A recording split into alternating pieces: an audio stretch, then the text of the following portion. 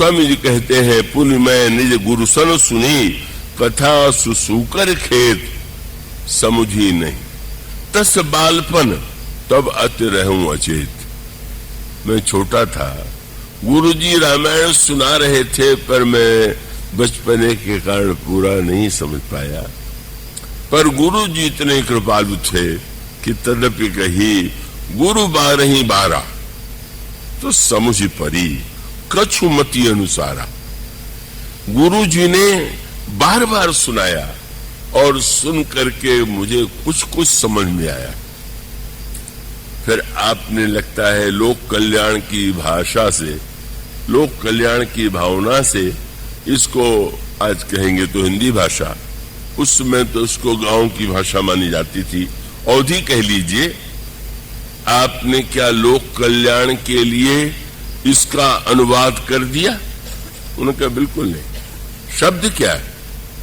कितना बड़ा सूत्र है। गोस्वामी जी कहते हैं कि भाषाबद्ध करब में सोई, मोरे मन प्रबोध जे हो। गोस्वामी जी कहते किसी दूसरे के लिए नहीं, केवल मेरी समझ में आ जाए, अपने मन को प्रबोध दोने के लिए इसको मैंने भाषा में बनाया। और रामायण समाप्त होने के बाद उन्होंने क्या लिख दिया?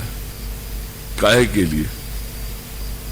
आजकल समाज में लोक कल्याण की भावना से प्रेरित अनगिनत व्यक्ति हैं, और वह लोक कल्याण कितना हो रहा है इसका दर्शन भी हम सब जीवन में कर रहे हैं। गोस्वामी जी से पूछा गया ये किसके लिए है, और तुरंत उन्होंने कहा, मुझे तो आश्चर्य होता है जब कोई व्यक्ति ये दावा करे कि मैं अंधकार दूर कर रहा हूं, अंधकार दूर करना चाहता हूं। गोस्वामी जी ने अंत में भी यही कहा, स्वांतस्तमः शांते, मेरे हृदय का अंधकार दूर हो जाए, मेरे हृदय का की बुराई दूर हो जाए, इसलिए मैंने इस राम कथा को इस रूप में रखा। और इसका सूत्रात्मक अर्थ क्या है? जो कुछ है वह हमारा नहीं है, आपका नहीं है। इसलिए अगर कोई व्यक्ति हिंदू धर्म को समझना चाहे तो उसको एक ही शब्द समझ लेना चाहिए, अनादि। अनादि समझ लीजिए, आपके समझ में सब आ जाएगा। क्या अनादि है? संसार किसने बनाया? कहने के लिए कहेंगे ब्रह्मा ने बनाया। तो रामायण में क्या लिखा हुआ? विधि प्रपंच अस अचल अनादि, संसार अनादि। ये ईश्वर बोले राम अनादि अवधपति सोई, सब कुछ अनादि ही अनादि है। शंकर जी का पार्वती से विवाह होने लगा तो मुनियों ने आज्ञा दिया कि आप दोनों गणेश की पूजा कीजिए।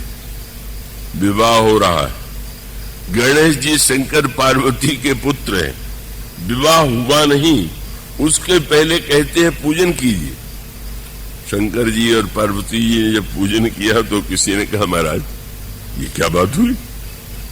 और तब वही उस शब्द, एक ही शब्द है समझने का, मूल सूत्र, मुनि अनुशासन गणपति पूजऊ शंभु भवानी, को सुनि संशय करे जनि, सुर अनादि जिय जान। देवता अनादि है, वेद अनादि है, ईश्वर अनादि है, संसार अनादि है। अनादि शब्द तो इतना व्यापक हो गया कि जब भरत जी ने चित्रकूट में प्रभु से कहा कि महाराज आपके अभिषेक के लिए तीर्थों का जल लाया गया है, इसका क्या करें? तो प्रभु ने कहा कि महर्षि अत्रि के पास जाओ और वो जहां रखने के लिए कहें वहां रख देना। अत्रि जी जाते हैं, आप में से जो चित्रकूट गए होंगे, जाते होंगे, वहां जानते हैं एक तीर्थ है भरतकूप। तो महर्षि उन्होंने, अत्रि जी ने कहा कि इसी कूप में तुम जल स्थापित कर दो, ठीक है। लेकिन एक बात तो कहना नहीं भूले कि ये मत समझना कि मैंने इस तीर्थ का निर्माण किया, यह तीर्थ के जल के द्वारा निर्माण हुआ। तब शब्द वही मुनि जी कहते हैं तात अनादि सिद्ध थलेहु लोकेउ काल विदित नहीं केउ। अनादिकाल से यह था पर बीच में कभी लुप्त हो गया। यही हमारा दर्शन है। हमारे दर्शन की मान्यता ये है, कोई वस्तु होती है, बीच में कभी लुप्त जैसी होती है और फिर किसी को माध्यम बना करके वो सामने आ जाती है। इसलिए वो कह देता था अनादि सिद्ध थले। और इस सूत्र को अगर व्यक्ति समझ ले तो किसी बात में अभिमान होने का प्रश्न ही नहीं। जब कुछ सब कुछ है, वह चाहे ईश्वर का कह लीजिए, चाहे वो प्रारब्ध कह लीजिए, चाहे वो कर्म कह लीजिए, अनादित्व यह बताता है कि जहां व्यक्ति ने अपने आप को करने वाला माना, बस वहीं अपने लिए और दूसरों के लिए समस्या बन गया। और यही संवाद का सारा रहस्य है। परशुराम जी महाराज को इतना अधिक गौरव की अनुभूति होती है फरसे के ऊपर कि लक्ष्मण जी थोड़ा उनसे ढिठाई से बात करने लगे तो उनको यही लगा कि इस लड़के ने शायद मेरे हाथ का फरसा नहीं देखा। उनको विश्वास था कि मुझे देख करके भले ही प्रभावित न हो, पर फरसा देख के समझ जाएगा। और तब भी जब लक्ष्मण जी से बात करने लगे तो गोस्वामी जी कहते हैं कि सामने है लक्ष्मण और परशुराम जी देख किसे रहे, बोले चितई परसु की ओरा। ऊपर आंख उठा के फरसे को देख रहे, जब मैं ऊपर देखूंगा तो ये भी देख लेगा। और बता दिया, अरे सठ सुने सी स्वभाव न मोरा, अरे दुष्ट तूने मेरा स्वभाव नहीं सुना। और उसके पश्चात इसके बाद भी जब लक्ष्मण जी ने आंख उठा के नहीं देखा तो तुरंत उन्होंने कहा, परसु बिलोक, मेरा परसु देख। अरे राजा के लड़के मेरे परस को देख।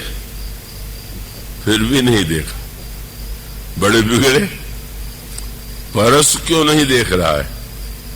तो उन्होंने कहा, महाराज मैं तो आपका जनेऊ देख रहा हूं। भृगुसुत समुझी जनेऊ बिलोकी, बहुत बड़ा सूत्र था। उसका अभिप्राय यह है कि जनेऊ भी एक प्रकार का बंधन ही है, क्योंकि वो भी रस्सी है, धागा है, धागा से बना हुआ है। लेकिन वह जो यज्ञोपवीत है, व्यक्ति को सत्कर्म और पवित्रता की प्रेरणा देता है और याद दिलाता है कि तुम ऋणी हो, तुम्हें ऋण से मुक्त होना। यज्ञोपवीत धारण करके अभिमान नहीं, अपितु ये कि ये तो मुझे याद दिलाने के लिए है कि मैं अनेक अनेक ऋणों से युक्त हूं और उस ऋण से मुक्त तब मैं होऊंगा जब देव ऋषि ऋण पितृ ऋण से मैं अपने कर्तव्य कर्म के द्वारा उन्हें संतुष्ट करूंगा।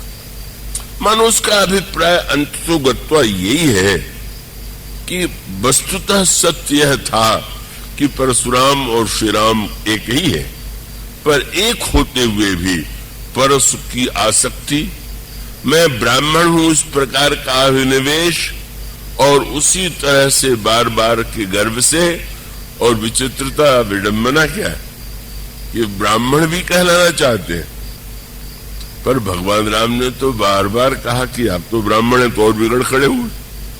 तो क्या उन साधारण ब्राह्मणों की तरह मुझे समझता है क्या? मैं वो ब्राह्मण नहीं हूं, मैं वो यज्ञ दूसरे तरह का करता हूं क्या? मैं जैसे, बस वही मैं जब बोलते हैं तो पहला शब्द मैं जैसे विप्र सुनाऊं तो चाप श्रुवा कर आहुति जानू कोप मोर अति घोर कृषाणु समझ सेन चतुरंग सहाई महामहीप भय पशु आई मैं ही परसु काट बल दीन है समर यज्ञ जग कोटि कीन्हे मोर प्रभाव विदित नहीं तोरे बोलस निदर विप्र के भोरे। मैंने अपने धनुष को बनाया श्रुआ और बाण के द्वारा मैंने राजाओं का वध करके अपने क्रोध की अग्नि में उनको बलि दे दिया। मैं ऐसा ब्राह्मण। अब उसका सुंदर सूत्र यही है कि मानो भगवान श्री राम अगर वही बन के उत्तर दें कि अच्छा आप बड़े बनते हैं क्षत्रिय और बड़े ब्राह्मण और क्षत्रिय विरोधी, तो मैं क्षत्रिय हूं, देखें आप क्या कर लेते हैं, ऐसा तो तुम तो दिन रात समाज में चल ही रहा, चलता ही रहता है। भगवान श्री राम बार बार यही कहते हैं और बड़े मीठे ढंग से कहते हैं। भगवान राम कहते हैं, उन्होंने कहा मैं बड़ा क्रोधी हूं, तो भगवान राम तुरंत बड़ी विनम्र शब्द कहते हैं, चाहिए विप्र उरु कृपा घनेरी। ब्राह्मण तो कृपा का रूप होता है। कब मानो संकेत यही है कि श्री राम उस गुणत्व के अभिमान से मुक्त है।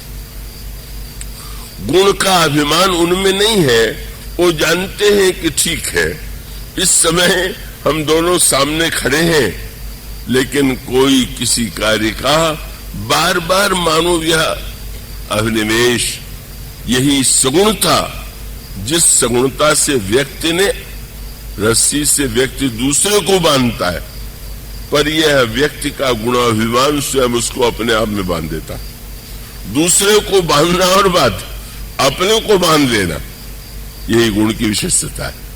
और इसलिए अंतिम परीक्षा भी क्या थी, वो तो धनुष ही है। और धनुष यही था कि अंत में जब उनको लगने लगा कि यह तो कोई किशोर साधारण व्यक्ति नहीं लग रहा है, जब उन्होंने पूछा तो तुम्हें डर लगता है कि नहीं, महाराज वैसे तो काल से भी डर नहीं लगता। किसी से डर लगता है? बोले महाराज हाँ आपसे लगता। इसलिए नहीं डर लगता कि आप बड़े बलवान, तो बोले आपसे डरता हूं इसीलिए तो काल से निडर हूं। विप्र वंश की अस प्रभुताई अभय होई जो तुम्हें डराई। मानो श्री राम अपनी उस स्थिति में सब कुछ हो रहा है, पर मैंने धनुष तोड़ डाला, मैंने सबको परास्त कर दिया, मेरे सामने कोई कुछ नहीं है। वह कुछ है ही नहीं, सब कुछ है। अगर उनकी यह नाम की आसक्ति प्रकट हो गई कि जब उन्होंने श्री राम से कहा कि अगर तुम झगड़ा निपटाना चाहते हो तो एक ही उपाय है कि तुम अपना कोई और नाम रख लो। मानो नाम के प्रति इतनी आसक्ति हो गई, मेरा नाम। और भगवान राम ने कहा अगर नाम का झगड़ा हो तो मेरा तो 2 अक्षर वाला छोटा सा नाम, आपका 5 अक्षर वाला बड़ा नाम, भला मुझसे और आपसे क्या बराबरी। और एक बहुत बड़ी बात कह दी जिसको परशुराम जी बाद में उसके अर्थ पर उन्होंने विचार किया, जिसके लिए गोस्वामी जी ने कहा सुनि मृदु गूढ़ वचन रघुपति के। श्री राम ने कहा कि आप तो ब्राह्मण कह ही रहे हैं, शास्त्र कहते हैं कि ब्राह्मण के 9 गुण होते हैं, तो 9 गुण परम पुनीत तुम्हारे।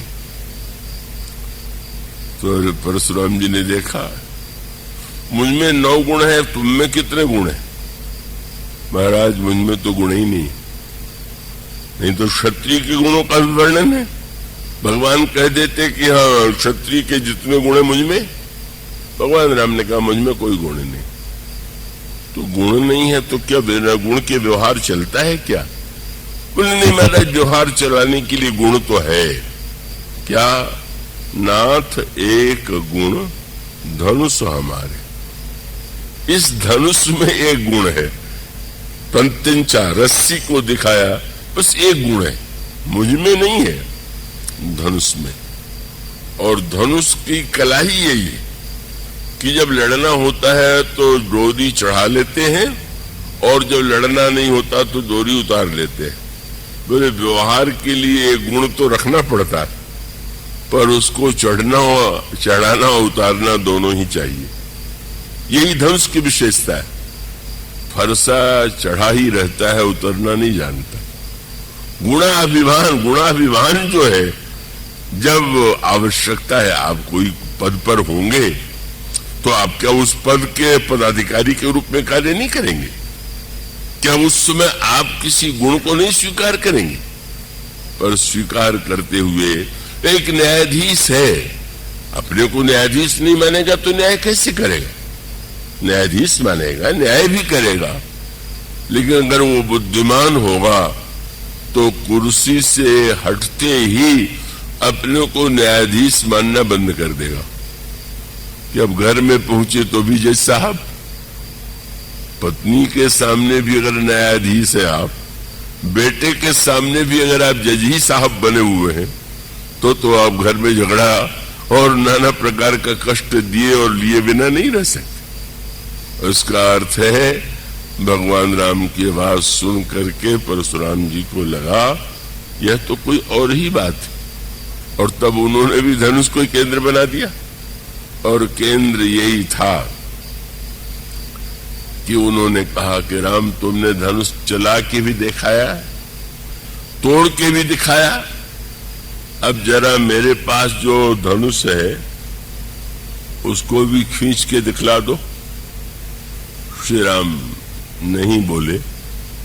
परशुराम जी के हाथ में धनुष आया, लेकिन जब श्री राम ने उस धनुष की डोरी को या धनुष को अपनी ओर नहीं खींचा तो आश्चर्य हुआ, पर दूसरी क्षण उन्होंने देखा देत चाप आप ही चले गए, हो गया कर्म, धनुष चला गया, धनुष चढ़ गया, और श्री राम की ओर से कोई प्रयत्न नहीं, कोई पुरुषार्थ नहीं।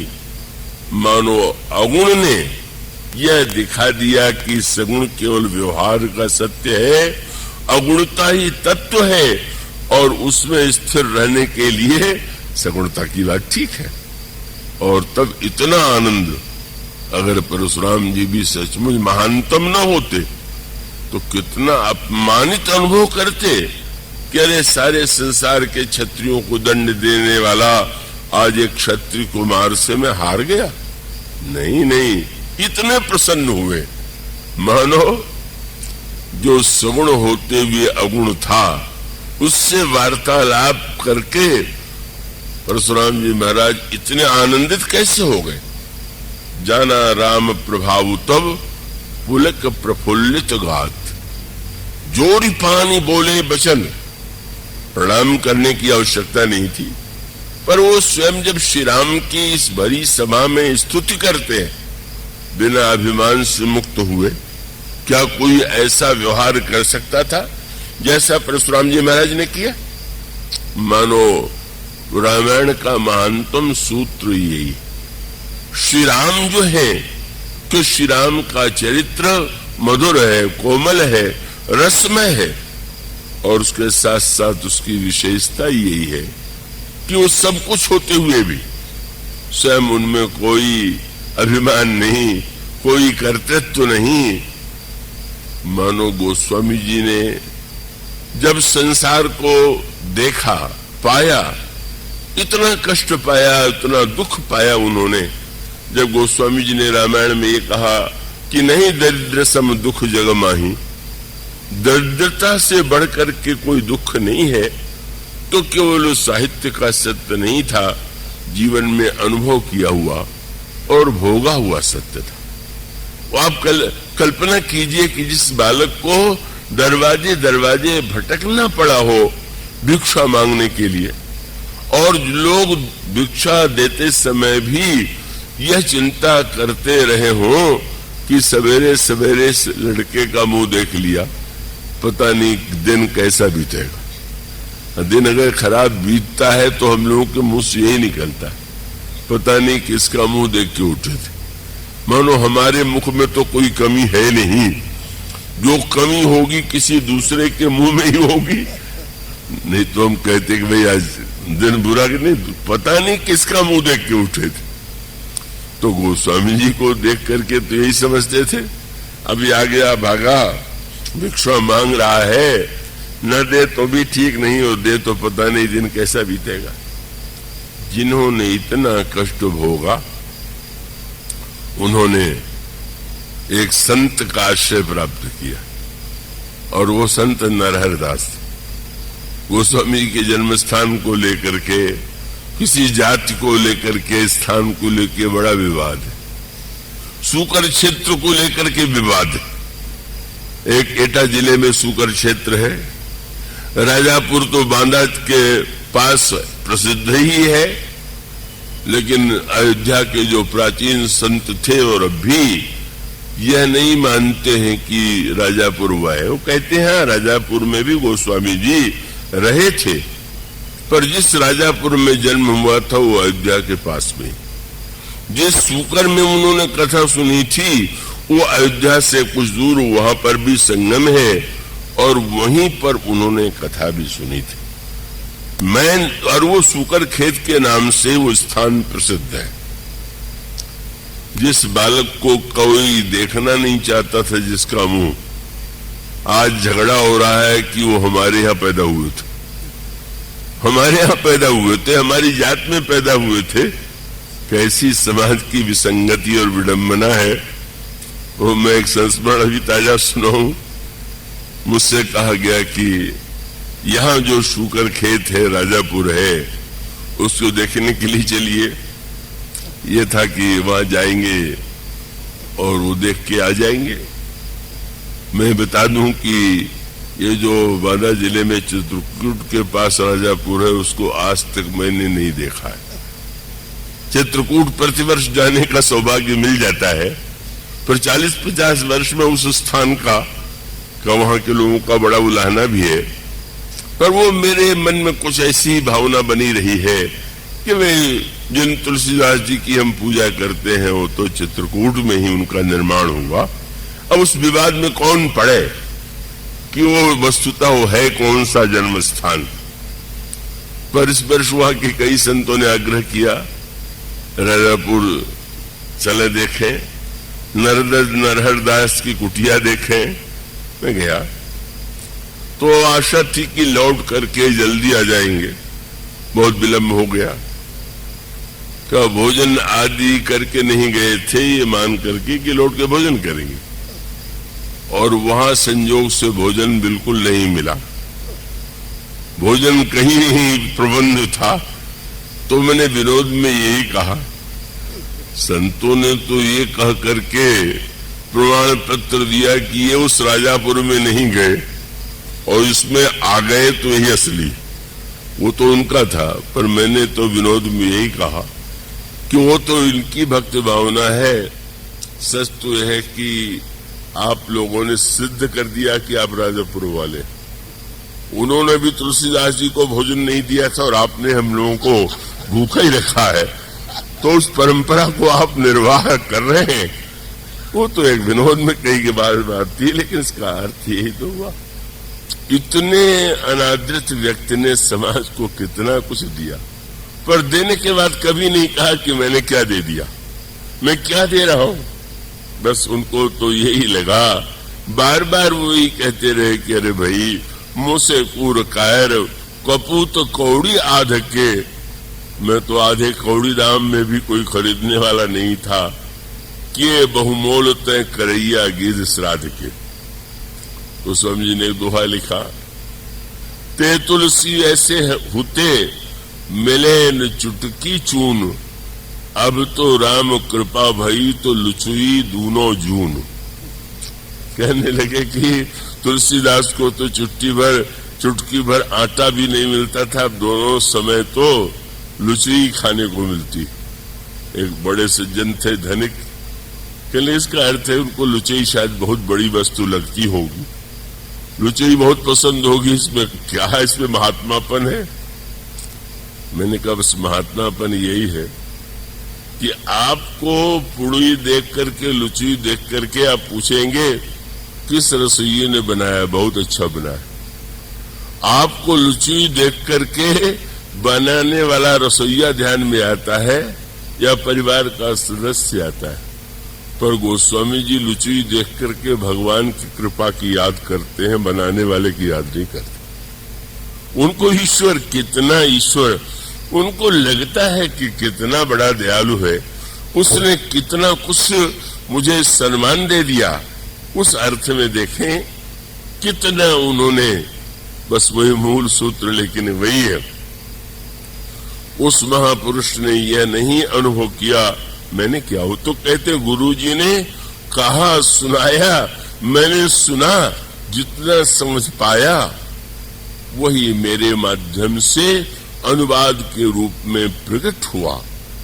यह जो गोस्वामी जी का कि यह जो सार्वकालिकता है, प्रासंगिकता है, वो इसीलिए कि व्यक्ति एक देश और एक काल में ही उत्पन्न होता है, लेकिन जब वह कर्तृत्व से मुक्त हो जाता है, वो स्वामी जी की तरह वह गाथा जो आपके सामने कही जा चुकी है कि मूर्तिकार को किसी ज्योतिषी ने बता दिया कि तुम्हारी 1 वर्ष बाद मृत्यु हो जाएगी। इतना बड़ा कलाकार था कि उसने मृत्यु को भी धोखा देने का निर्णय किया और साल भर में उसने अपने 12 मूर्तियां बनाई और इतनी विलक्षण कि देख करके लगता ही नहीं था कि ये मूर्ति है कि व्यक्ति है।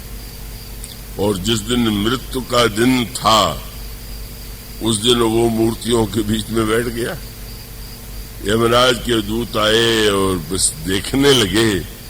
लौट करके यमराज के पास गए और पूछा यमराज ने कि तुम लेके नहीं आए?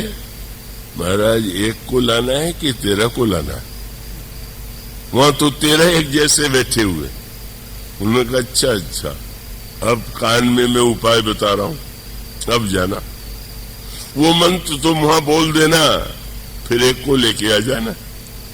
और वो जब गए तो जहां पर मूर्तिकार और मूर्तियां थीं, खड़े होकर के कहने लगे, विश्व के इतिहास में ऐसा मूर्ति बनाने वाला कोई नहीं हुआ, अगर मिल जाए तो उसका हाथ चूम ले। मूर्तिकार खड़ा हो गया, मैंने बनाया, चलो। मानो मूर्ति अमर हो गई और मूर्तिकार मर गया। और उसका अर्थ है हमारा अभिमान हमें परिच्छिन्न बना देता है, हमें सीमित बना देता है। और गोस्वामी जी कोई अभिमान नहीं।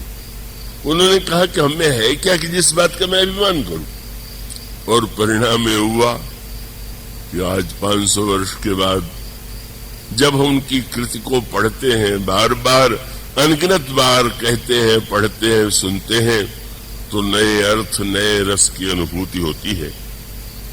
इसलिए सचमुच यह राम कथा तुलसीदास के माध्यम से जो प्रकट हुई, उस पंचसती के मनाने का अर्थ यही है कि हम उनके सिद्धांतों को, उनके रहस्यों को, जो सूत्र उनके द्वारा प्रकट हुए, पर जिसके लिए उन्होंने अपने को नहीं माना कि मैं दूसरों का कल्याण कर रहा हूं, उन्होंने नहीं कहा कि मैं लोगों के कल्याण के लिए कर रहा हूं।